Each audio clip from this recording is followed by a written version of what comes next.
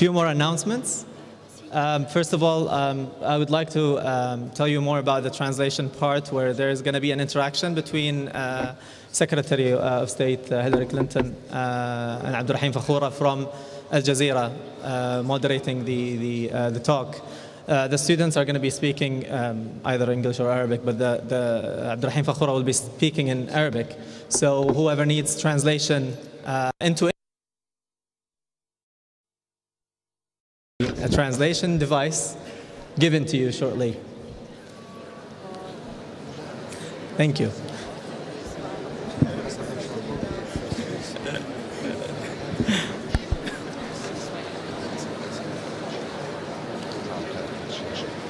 فقط الصوت القريب.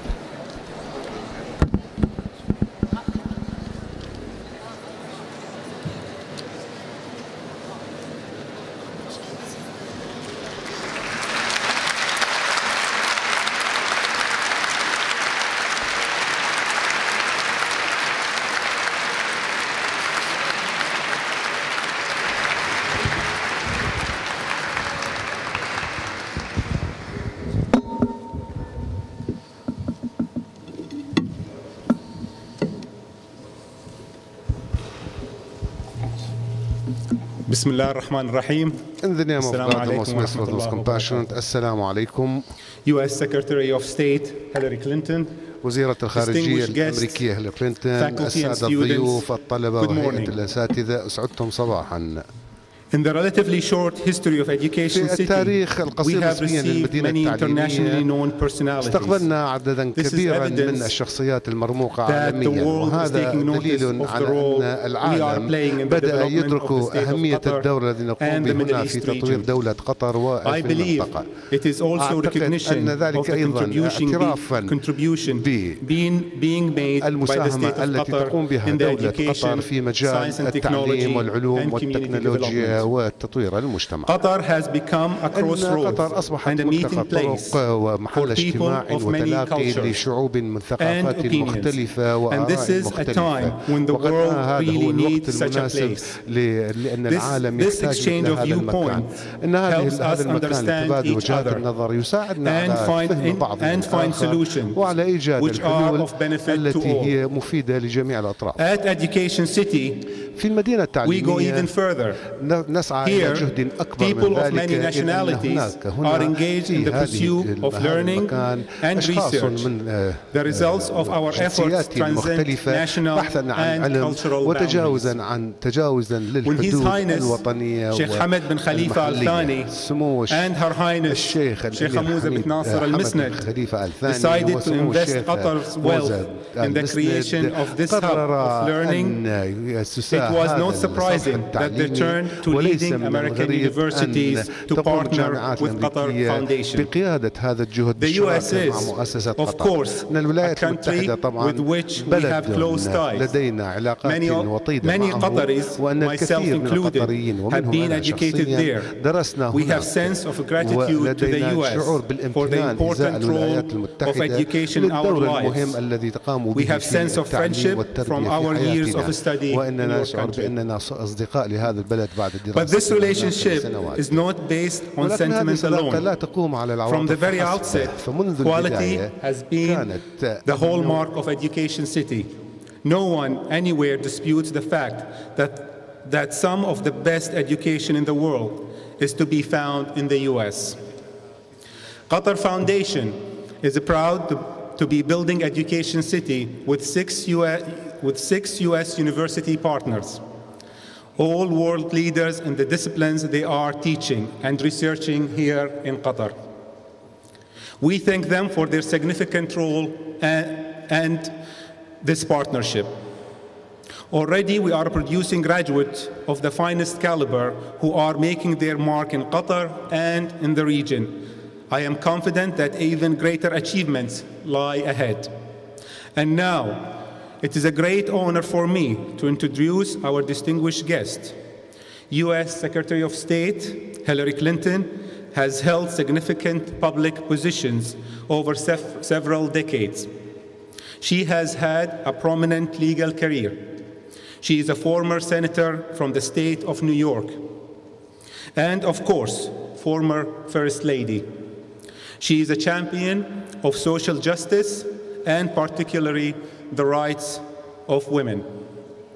Now, she is a very active Secretary of the State in the administration of President Barack Obama.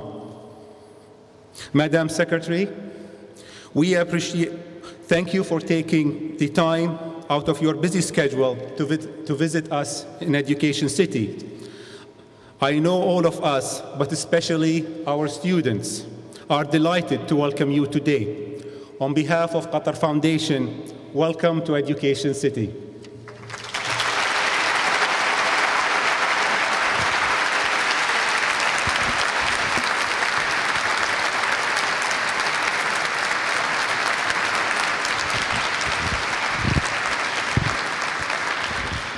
Thank you so much, Your Excellency, and it is indeed a great honor and a pleasure to be welcomed here to Education City.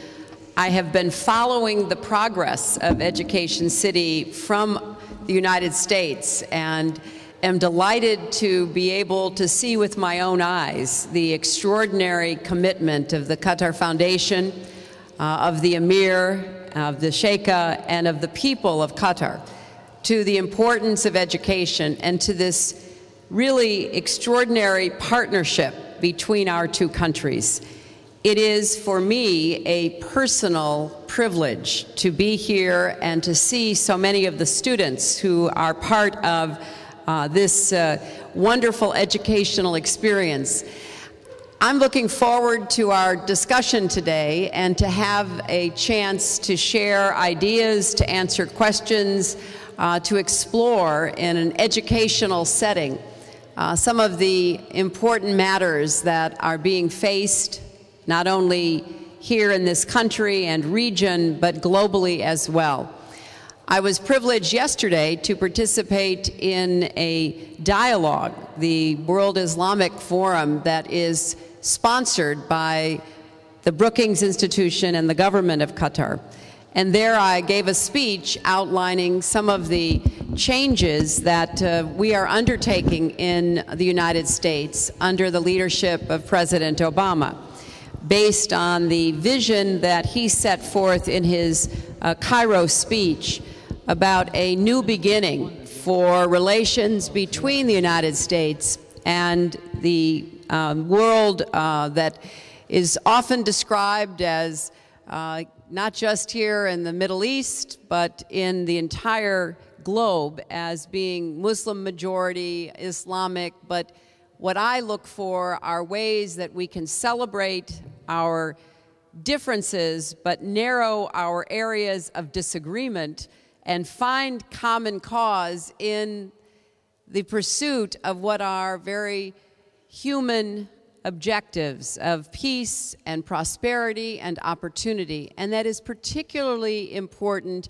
as we look into the future, because in many places in the world, the majority of the population is under the age of 25.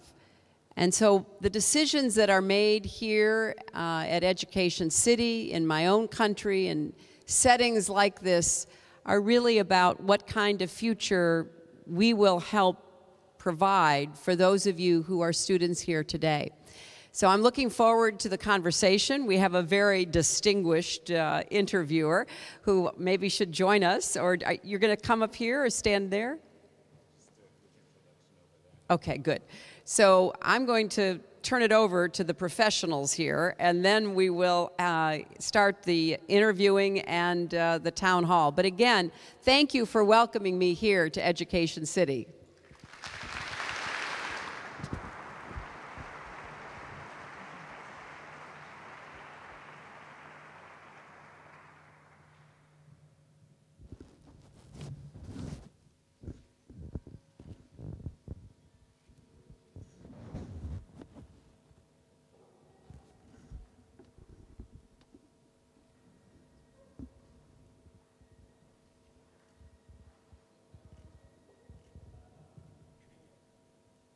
مشاهدينا في كل مكان، أهلا بكم إلى حلقة جديدة من برنامج من واشنطن.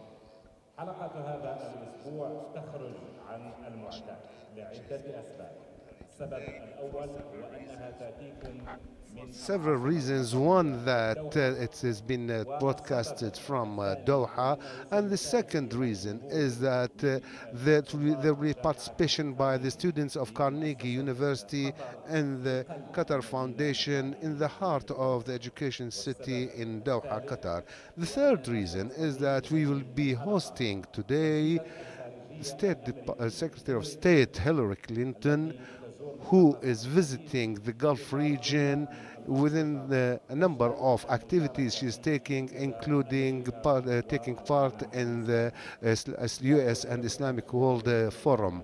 The visit of Her Highness, Her Excellency, comes in the framework of about 1 year's anniversary of Mr. Obama's being a president, and with opening a new page of relations with the Islamic world.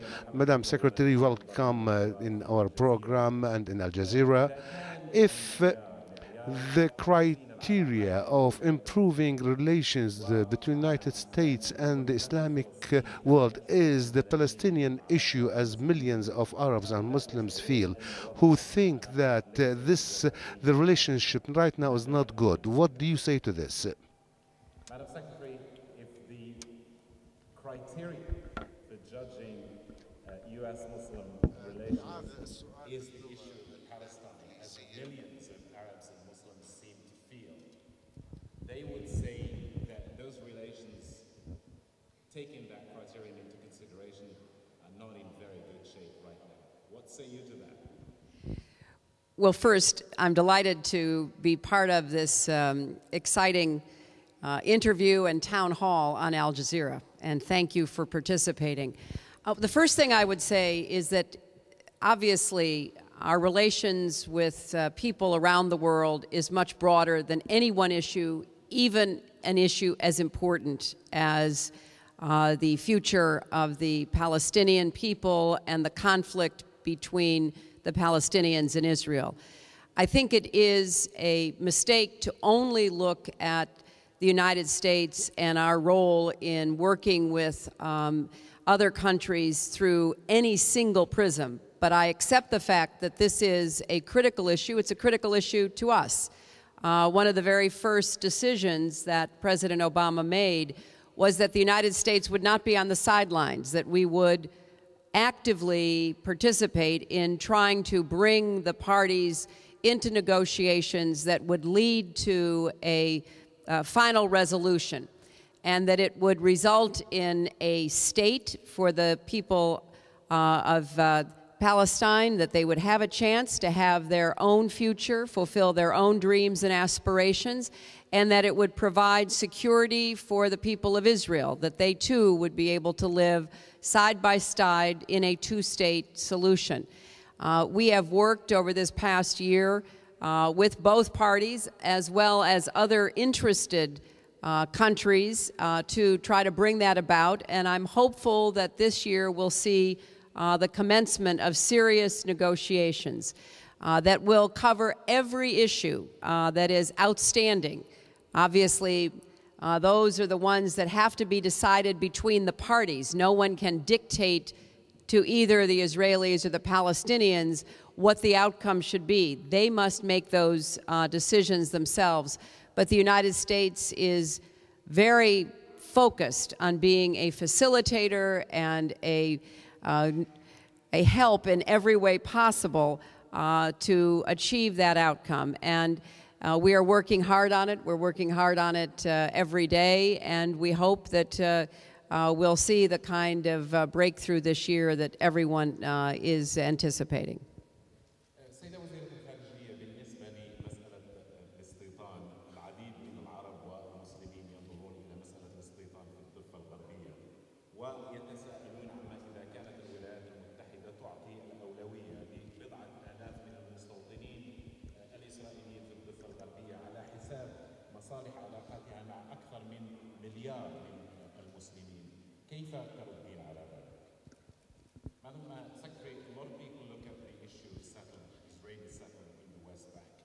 They wonder if the United States gives priority to the concerns of a few thousand settlers over its interest and its relations with over 1 billion Muslims.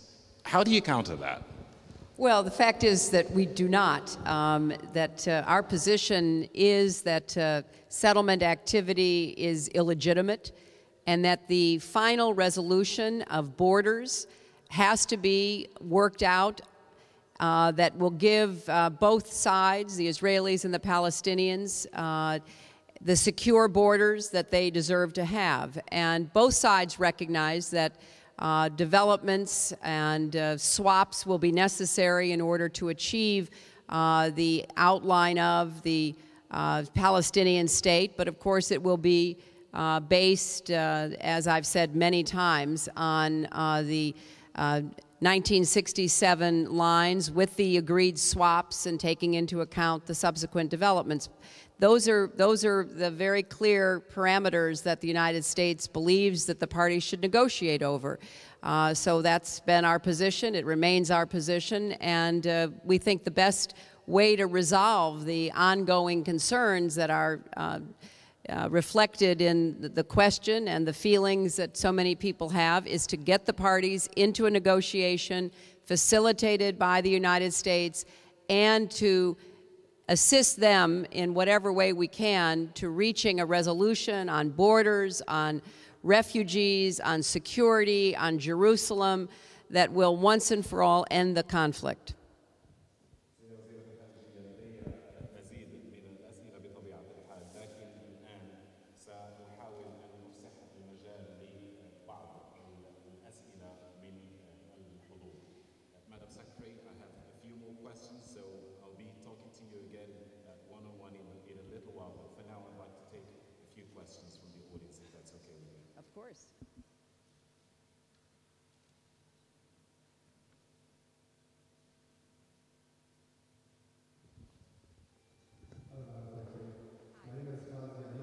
Iran, but I've been born and raised in Dubai.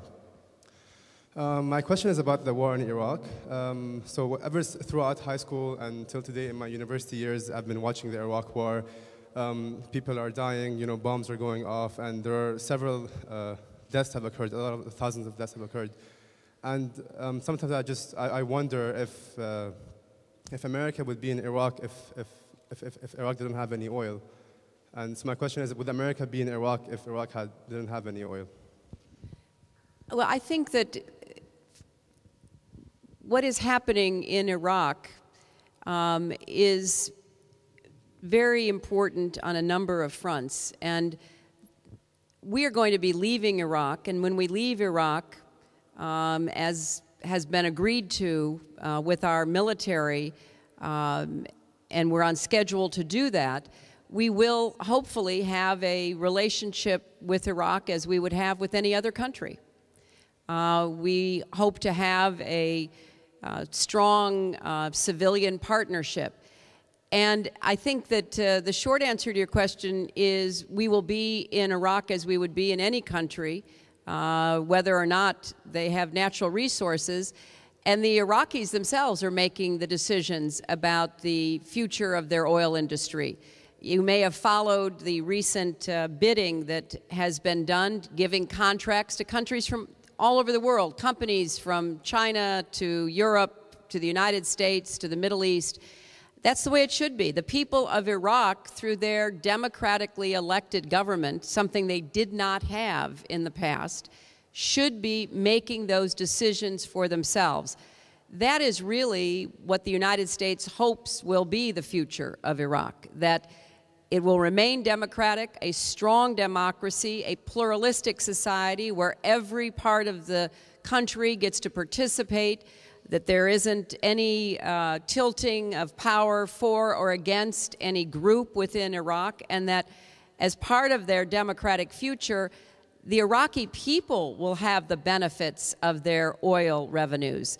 Not one group, not any individual, but the Iraqi people. And it is my hope that that becomes the reality for the Iraqis, that they benefit from their own natural resources, that they invest in education cities, that they build great healthcare facilities and housing for people, that is what we hope for them, and that is the direction that the Iraqi government seems to be headed themselves. So the United States is very pleased at the progress that Iraq is making, and the oil industry is broadly dispersed among many different companies and countries at the decision of the Iraqis themselves. That is the way it should be in our view. Can I take the next question in Arabic and preferably from a female voice, if that's okay?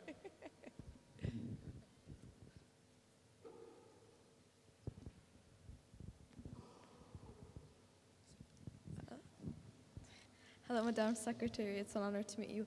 But I was wondering, in regards to your plan here in Doha, the campaign is pretty much emphasizing to cut off support for Iran and their nuclear program, since you have evidence that they're indeed building nuclear weapons. Well, how do you plan to implement that, especially in the Middle East, taking into account that, for example, in Qatar, a vast majority of the population is originally Iranian, and you have much of the GCSE countries made up of Iranian descent, so how do you tackle that issue?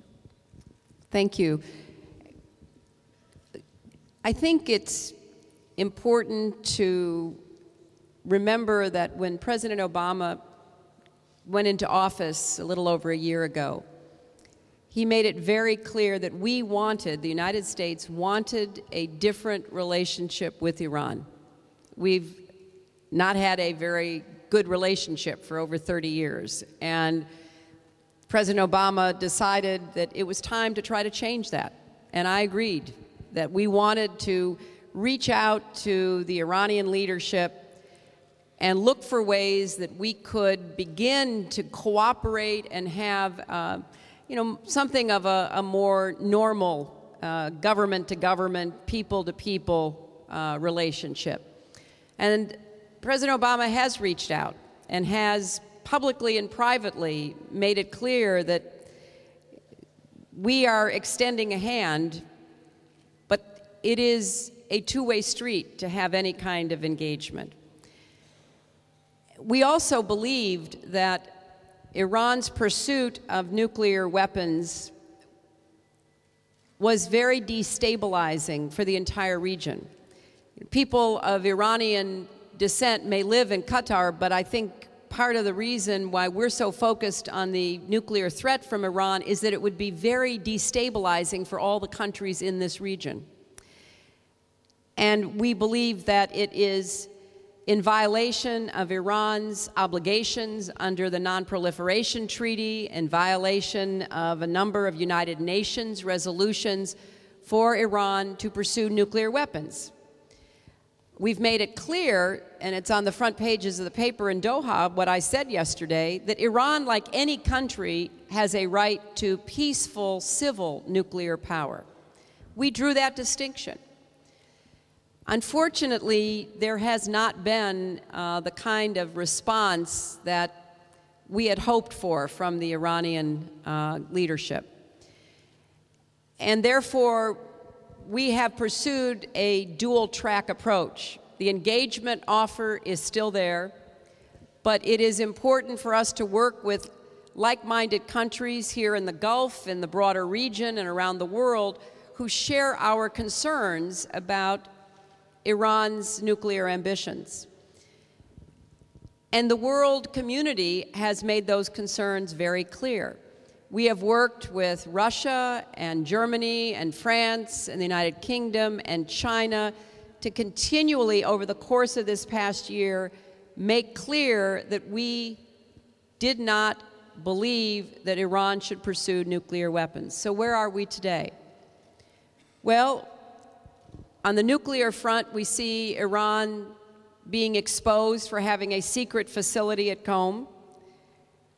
We see Iran refusing an offer from Russia, the United States, and France to help it get the enriched uranium it needed to run something called the Tehran Research Reactor, which makes medical isotopes, something that we are willing to support Iran to do for medical purposes. We see the president of Iran ordering the nuclear program to do its own enriching and to begin to move toward the level of enrichment that certainly is troubling to us because of what it well could mean with respect to nuclear weapons. We hear a lot of very negative language coming out of Iran, and we are deeply concerned about the way Iran is treating its own people and the way that it has executed demonstrators, imprisoned hundreds and hundreds of people whose only offense was peacefully protesting the outcome of the elections. You know, sitting here in this extraordinary campus where you're encouraged to think and speak freely, it's hard to imagine what it must be like now for a young person in Iran who wishes to have the same opportunities. So we're still hoping that Iran will decide to forego any nuclear ambitions for a nuclear weapon and begin to respect its own people more on a daily basis, to provide the opportunities that the young students of Iran deserve to have for their future.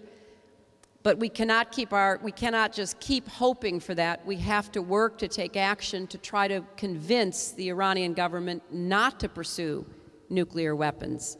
And so that is our policy, and that is what we are attempting to do. And we think it's very important for this region, but it's also important for the world. السيدة وزيرة الخارجية طبعا أريد أن آخذ مزيد من المداخلات من الجمهور، لكن قبل ذلك عطفا على ما قلته على مسألة الشباب في إيران وإتاحة الفرص لهم. ينظر العديد من العرب من المسلمين إلى ما يدور داخل غزة ويقولون أليس أحرى بالولايات المتحدة أن تسعى لإعطاء الشباب داخل غزة هم أيضا الفرصة التي هم محرومون منها بفعل الحصار. Secretary, as a follow-up to what you said about giving young people in Iran an opportunity, a lot of Arabs and Muslims look at Gaza. They look at young people in Gaza and they say, well, aren't those also worthy of an opportunity and of the US working to lift the siege on Gaza so that they can enjoy that opportunity? And they're right. That's exactly how we view the situation in Gaza. We consider it a humanitarian crisis. It is something that I have worked on ever since I became Secretary of State. The United States has contributed many hundreds of millions of dollars to try to assist the people of Gaza. We have worked to encourage the lifting of the boycotts and try to get more important materials into Gaza. And I deeply, deeply feel the terrible situation that all the people of Gaza are experiencing. We have begun to deal with the immediate necessities of food and medical supplies, but we need houses for people to live in. We need hospitals rebuilt. We need schools that can function and provide an education. And we are continuing to push very hard for that to be realized. And we hope that once we get into the negotiations between the Israelis and the Palestinians, we will see more progress. We would also love to see Hamas renounce violence, agree to recognize Israel, and be part of that future. Because clearly we want to see a secure and stable Palestinian state that would include Gaza. And that can only happen if Hamas decides that it wishes to be part of the solution going forward. So this is a very serious humanitarian challenge that we feel very strongly about and are working to try to address.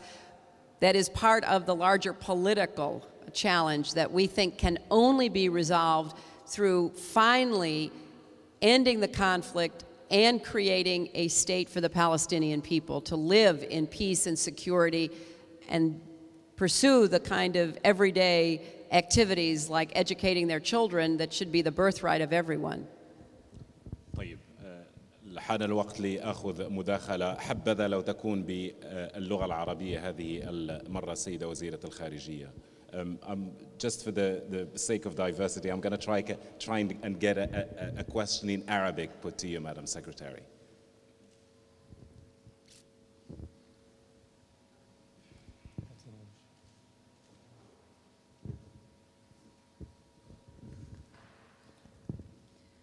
السيدة كلينتون، هل تعتقدين أن الولايات المتحدة بعد 11 من سبتمبر ابتدأت في تغيير الصور النمطية التي بدأت تؤخذ عن العالم العربي والإسلامي بشكل عام، فبدأت بمحاولة الاتصال بالعالم العربي عبر خطابات السيد أوباما؟ Should I translate?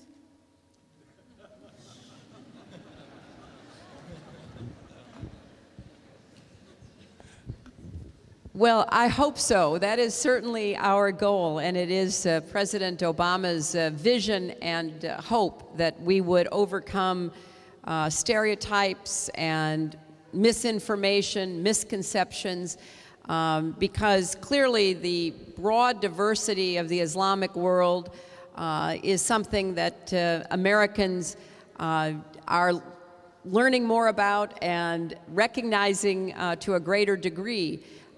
But I think we have work to do, and so what we are trying to achieve is a broad program of outreach. And I have two young people here with me today, and I will ask them to stand up so that you can see them. One of them is our new special envoy to the OIC, Rashad Hussain, who the President has just appointed. He's a trusted advisor to the President, works in the White House and in the State Department on behalf of this important position. The other is Farah Pandith, who is our special representative to Muslim communities, particularly young people. And Farah has been working nonstop, traveling the world, talking with and listening to young people in Muslim communities from Morocco to Malaysia. It has been a very concerted and broad outreach. So both of these young people are part of President Obama's and my outreach, because we want to have the kind of conversation we're having today. You know, we will not agree on everything. I don't know any family that agrees on everything, let alone countries that have differences in experience and cultural views and the like. But we believe it is very important to have this kind of dialogue. We're also investing hundreds of millions of dollars in more educational opportunities for Muslim students to come to the United States, because the young woman's question raises one of the challenges. After 9/11, as some of you may know, America became very focused on protecting our citizens and made it more difficult for people to come to study and work in the United States. We're trying to, reverse that. We're also sending out science and technology envoys. We have Nobel Prize winners and other very distinguished scientists who are traveling the world, coming to countries, talking about what we can do in partnerships on science and technology. Entrepreneurship is an important area of our emphasis, and at the end of April 26, 27, President Obama will host an entrepreneurship summit at the White House, where we're identifying and bringing young people from across the Muslim world to be part of that networking and opportunity experience. So we're working hard on this, and we would hope that many of the Muslim communities around the world will, reciprocate by inviting American students, inviting American professors, inviting American business leaders, media personalities, because that's the kind of dialogue that we think will help to move us beyond the just very narrow focus that we've unfortunately seen too much of in the past. ما رأيك السيدة وزيرة الخارجية أن نغير الوجهة قليلا الآن? How do you feel about veering to this side a little bit now? Indeed, we don't want to leave anyone out.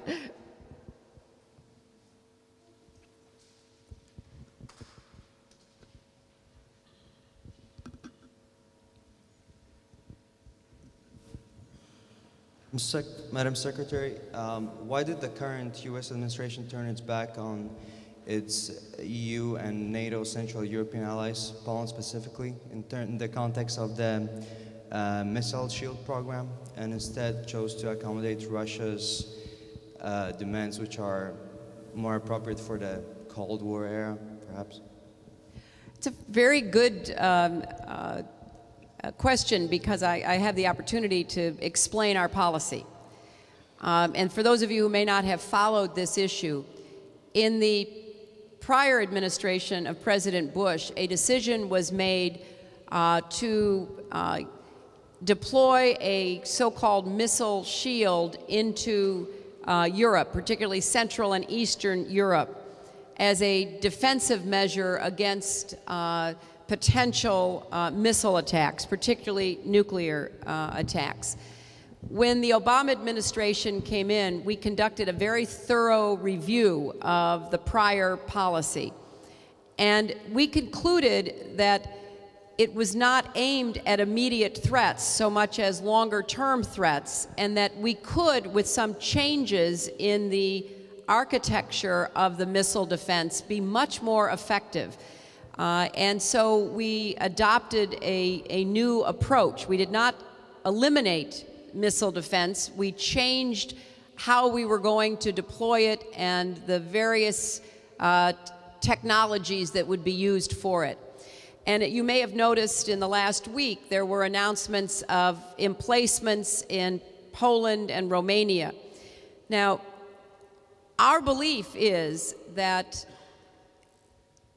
there is a greater potential threat from Iran with its with the development of its missile program, and with other potential rogue regimes or networks of terrorists who get a hold of missiles, than there are from a European-Russian conflict. We just do not see that as a problem going forward. We may have political difficulties that we have to work out between the United States and Russia, or between Europe and Russia, but we don't see that as a kind of long-term threat, the way we unfortunately see Iran with its missile development and its pursuit of nuclear weapons. So the missile shield, which would protect into the Caucasus and down to Turkey, would provide some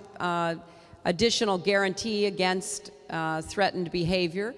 And we also are talking at length with a lot of our friends in the Gulf as to what more they need defensively in the event that Iran pursues its nuclear ambitions. So we still are very committed to missile defense, but we think we have a better plan that is more effective than the one we inherited. May I follow up? May I follow up? Didn't the Aegis program, the Navy-based program that is going to be implemented now, didn't it fail most of its tests, the most recent one being last week? But it's succeeded in most of its tests. I mean, that's why you test. You test. There were some radar problems with it, and it didn't hit its target. But we have a lot of data that shows it being successful. So I think you can rest assured that we're going to have a very robust, effective missile defense system that is the variety that we think will actually meet the threats that are on the horizon. Thank you.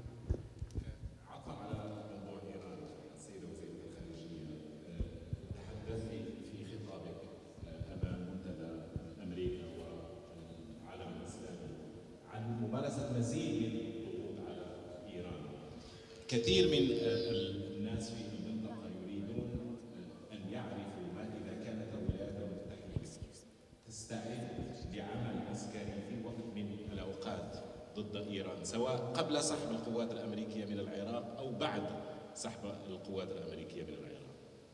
Just as a follow-up to what you said about Iran, Madam Secretary, you said in your speech before the forum, the U.S. Islamic World Forum, that more pressure should be applied to Iran. And there are a lot of people sitting in the Middle East wondering, is the United States planning at any one time, whether before the withdrawal from Iraq or after the withdrawal from Iraq, planning to launch a military attack of one kind or another against Iran?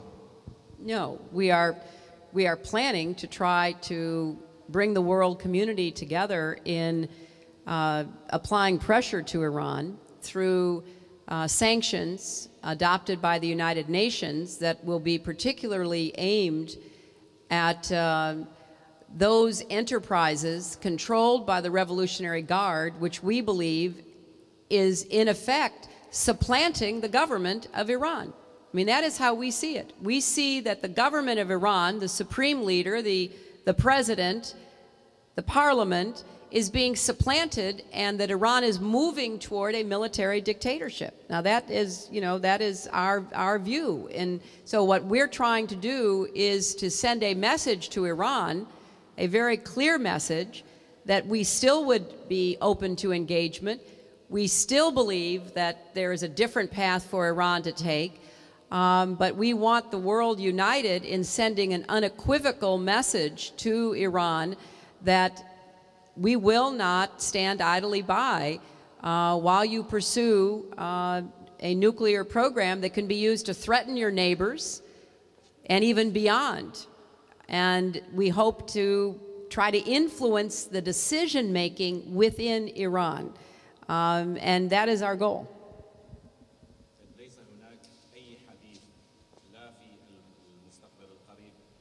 إذا ليس هناك أي حديث لا في المستقبل القريب ولا المتوسط ولا البعيد لشن هجوم على إيران.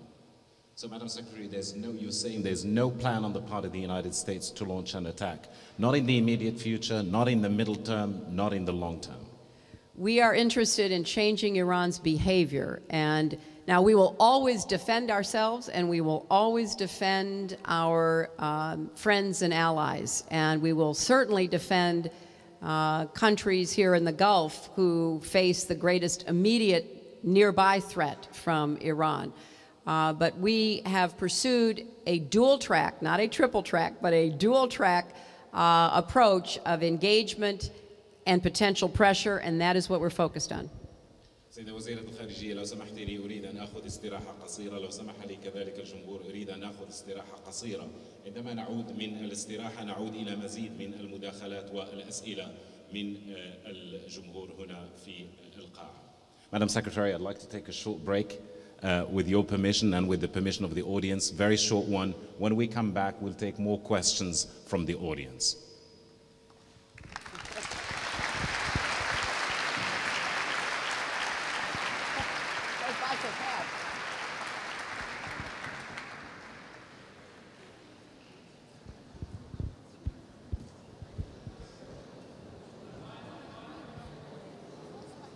Stand by, please.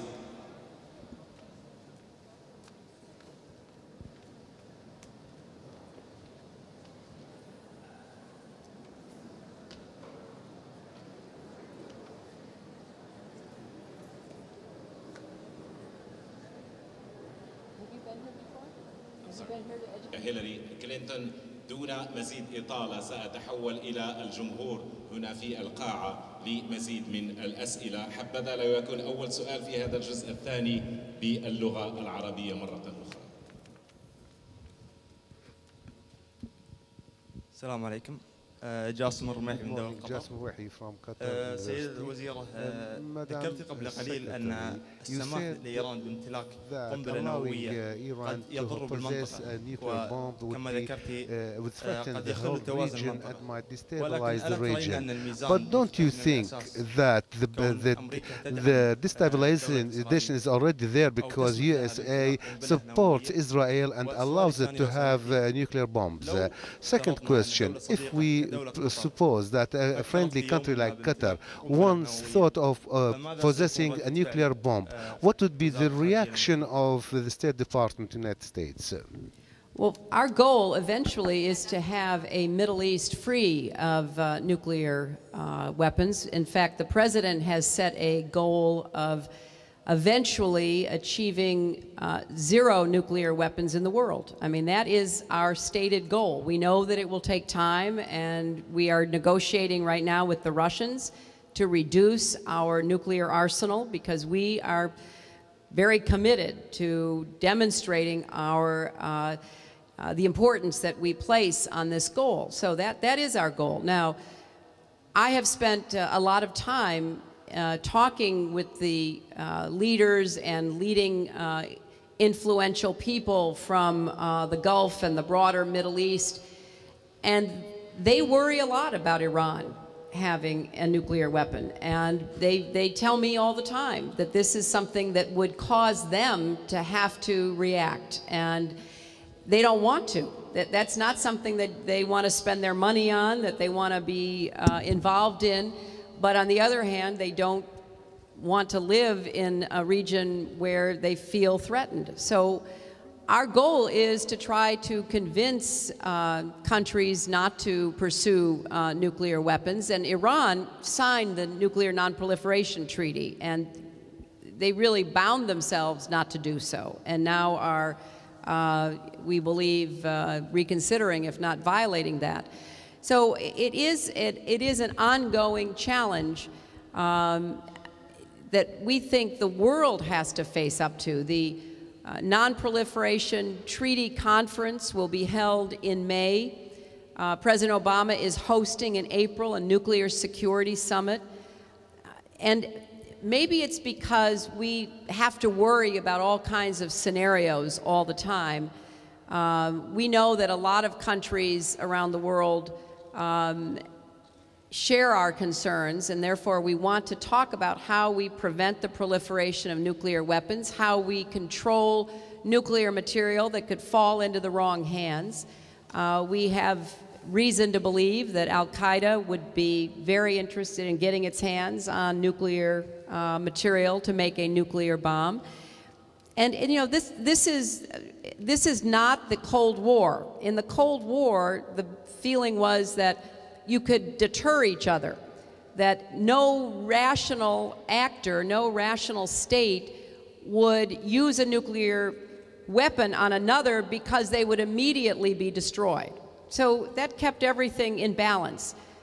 When you have people who are willing to kill themselves and kill many others at the same time, that upsets the balance.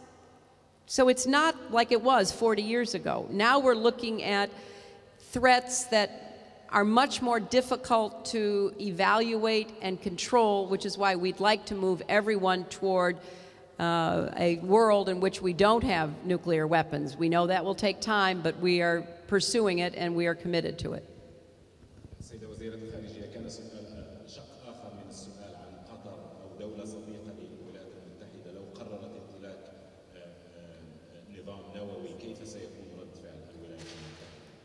The second part of the question is, what if Qatar or another ally of the United States decide to go for nuclear capability? How would you handle that? Well, we would do everything we could to discourage it, because even though we have great relations with our friends here in the Gulf, we don't think it is smart for more countries to be developing nuclear weapons. And given the legitimate concerns and even fears that some countries might have, that others would have it and they wouldn't have it, we would work to provide more defensive capability. Going back to the young man's question about missile defense, we would do more to try to persuade our friends that they would be protected and that they wouldn't have to do this on their own. So that would be our response.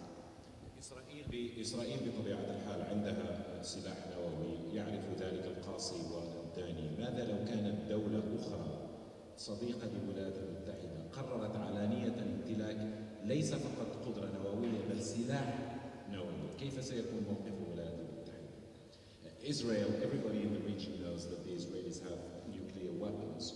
What if another state, friendly to the United States, another ally of the United States, decides openly that they want to have nuclear capability for military purposes? How would you handle that? I would give you the same answer. I mean, we have had these conversations, as you might guess, going back many years. A number of countries that thought about it, and this is public information, you know, like a Brazil or South Africa, decided not to pursue it. I mean, it is a very expensive undertaking. It requires enormous commitment of technical expertise and financial resources. And in the world as it exists today, it's not at all certain that it makes you safer. So I think a lot of countries who have done the balancing test have concluded not to pursue it.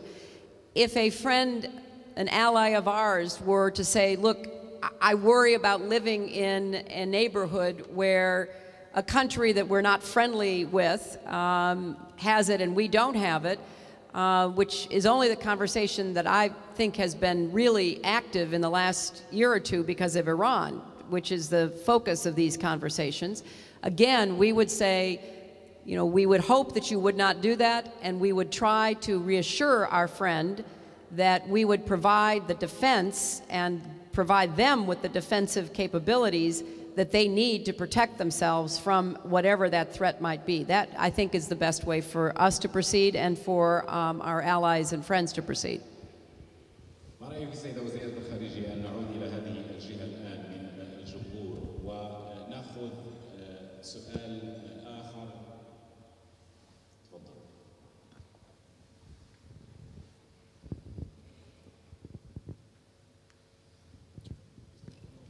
سيدتي وزيرة الخارجية، شكرا لسعة صدرك. أنا برجع لإيران مرة أخرى. المؤتمر الحالي اللي يعقد في قطر لتقريب وجهات النظر بين العالم الإسلامي والدول العربية أو أمريكا بشكل خاص.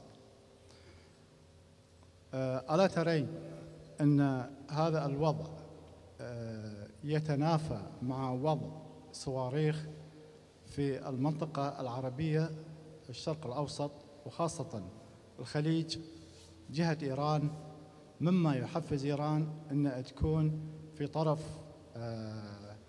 معاند ولا يقرب وجهات النظر بين العالم الإسلامي وأمريكا. شكرا سيدتي.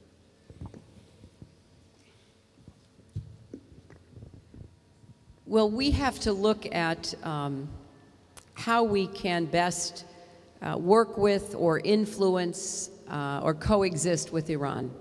And that is really at the heart of your question. What is the best way to get along with Iran? I can only tell you what so many leaders tell me, which is that they worry about Iran's intentions. They worry about whether Iran will be a good neighbor and will live peacefully. They know that Iran has funded activities that are against a lot of countries and people in the region.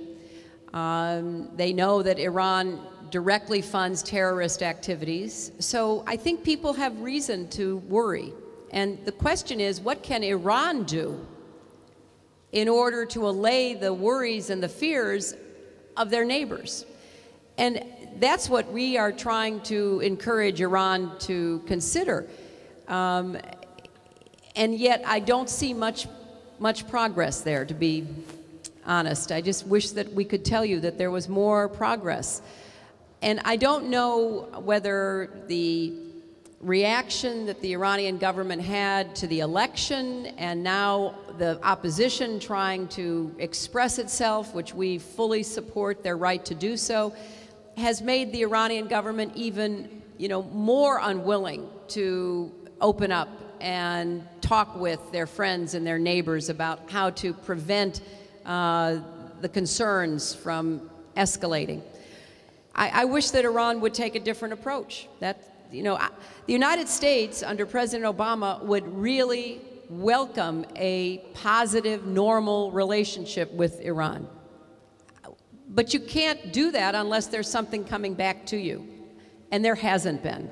So I wish that we could be having this town hall in Tehran.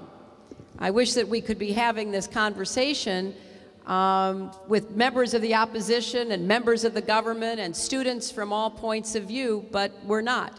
So our challenge is, how do we try to influence Iran to be a good neighbor and to treat its own people fairly and decently. And anyone who has answers to those questions, I really would love to hear them.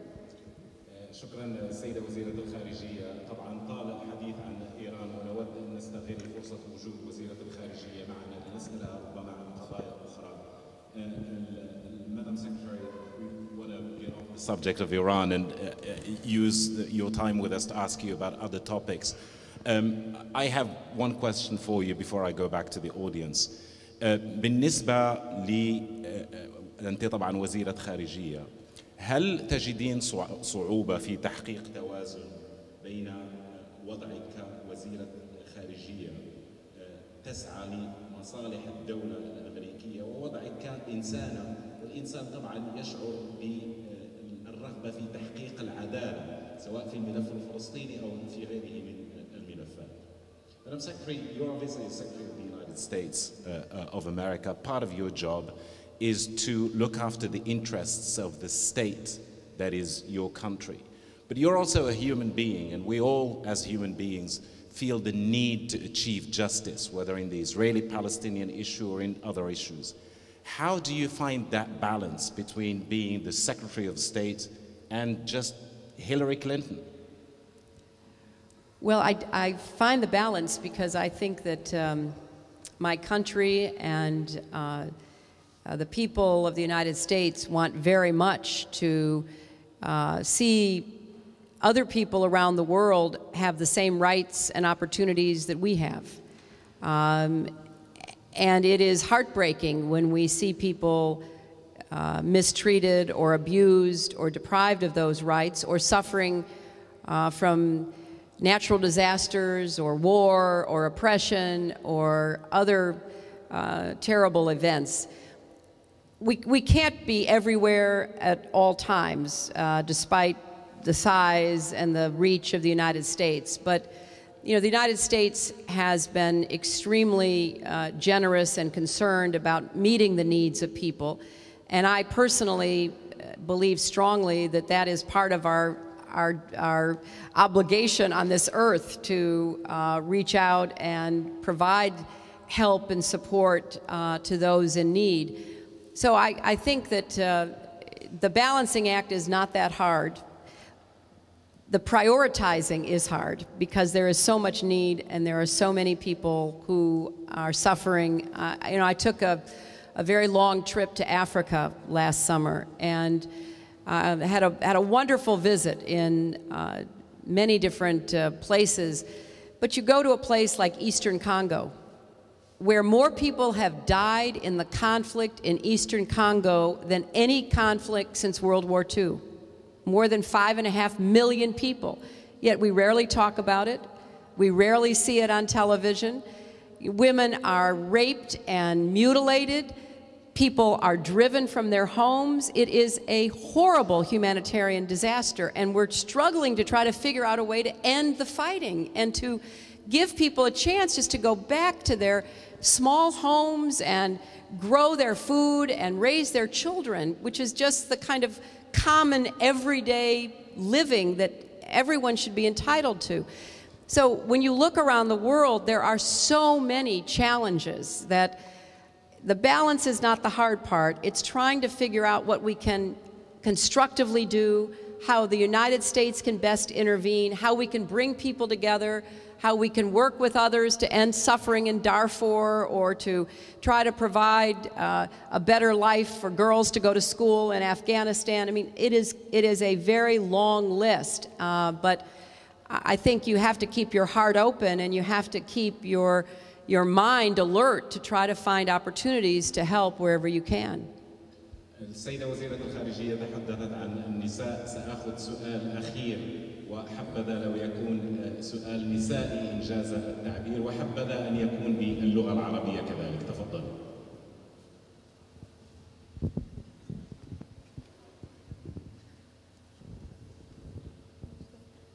Shall I speak in Arabic or English? Oh, okay. My name is Betul and I'm a student at Cornell University. سؤالي لك هو as a woman from a Western society, and we here are women from a Gulf conservative society. What do you think is the key of success of women and achieving her goals? Away, not talking about you as your capacity as Secretary of State. Well, I think that women everywhere should be able to pursue an education and to have the opportunity to make important choices for themselves. But not every woman everywhere wants the same things in life, and we have to be respectful of our differences. But I do believe that there are certain basic rights that every woman and girl should have. And then for women to choose how to pursue your life, how to live with your family, and all of the choices that are so important to us.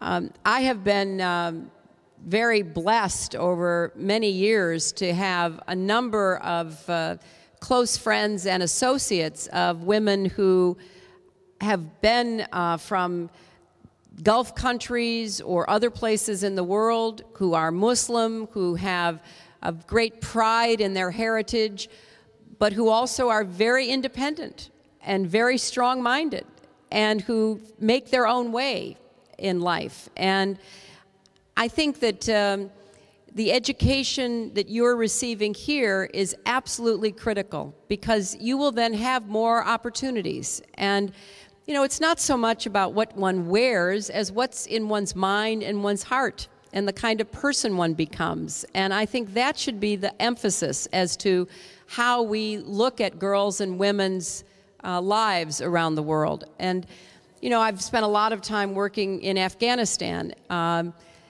When President Karzai became president, there were a little less than 1 million children in school, and they were all boys.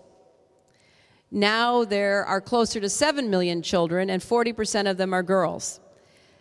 And many families, even though they are conservative, want their daughters, just as their sons, to be educated. And so that's what we should be striving for. And that's why what Education City represents, and I'm sure you're aware of this, is so important, not only in Qatar, not only in this region, but far beyond. And the fact that young women and young men go to school together, study together, learn together, sends a strong message to the entire world. So that is my hope, that each young woman has a chance to fulfill her God-given potential, just as I hope the same for each young man.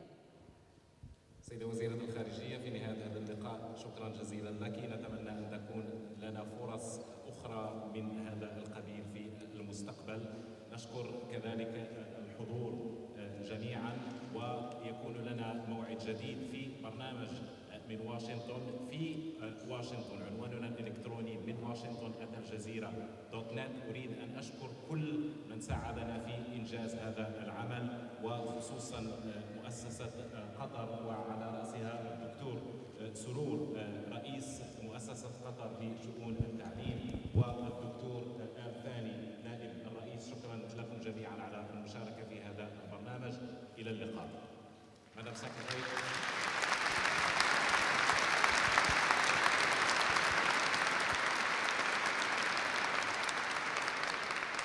Madam Secretary, just want to say thank you. I hope we'll have another opportunity for doing something like this down the road. And I want to thank the Qatar Foundation and everybody who's taken part in this program. Thank you.